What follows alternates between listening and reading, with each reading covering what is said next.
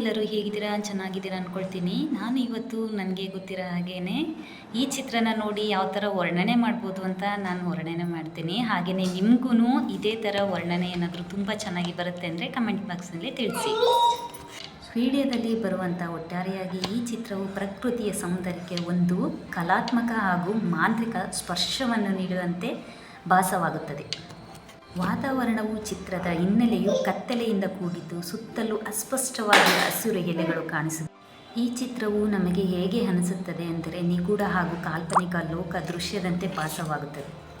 ಹೂವಿನ ಸ್ವಲ್ಪ ಮೇಲ್ಭಾಗದಲ್ಲಿ ಒಂದು ಪುಟ್ಟದಾದ ಬಿಳಿ ಮೋಡವಿದ್ದು ಆ ಮೋಡದಿಂದ ಸಾಮಾನ್ಯವಾಗಿ ಮಳೆ ಬರದಂತೆ ಮಿಂಚಿನಂತೆ ಹೊಳೆಯುವ ಬೆಳಕಿನ ಕಿರಣಗಳು ಹೂವಿನ ಮೇಲೆ ಮಳೆಯಂತೆ ಸುರಿಯುತ್ತಿದೆ.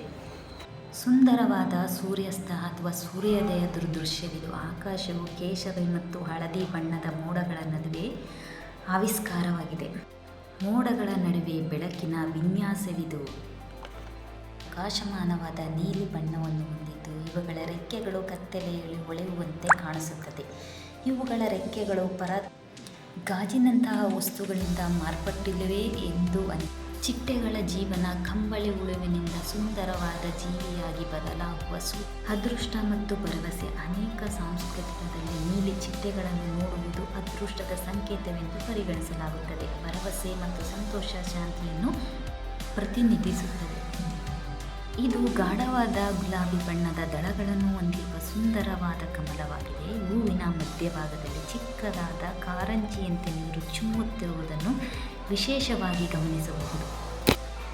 ಹಸಿರಿನ ಕಾಡಿನ ದೃಶ್ಯವಿದು. ಸುಂದರ ಬೆಳಕು ಮರಗಳ ನಡುವಿನ ಜಲಪಾತದ ಮೇಲೆ ಬೀಳುತ್ತಿರುವ ಸುಂದರ ದೃಶ್ಯವಿದು. ಅದ್ಭುತ ಮೆರುಗುವ ನೀರು ತುಂಬಿದೆ. ಅದರ ಸುತ್ತಲೂ ಕೆಂಪು ಬಣ್ಣದ ಹೂವುಗಳು. ತಿಳಿ ಗುಲಾಬಿ ಬಣ್ಣವು ಮೃದುತ್ವದ ಪ್ರೀತಿ ಮತ್ತು ಶಾಂತಿ ಸಂಕೇತವಾಗಿದೆ. ಸುತ್ತಲಿರುವ ಗಾಢ ಕೆಂಪು ಗುಲಾಬಿಗಳ ಇದರ ಅಂದವು ಮತ್ತಷ್ಟು ಹೆಚ್ಚಿಸುತ್ತದೆ.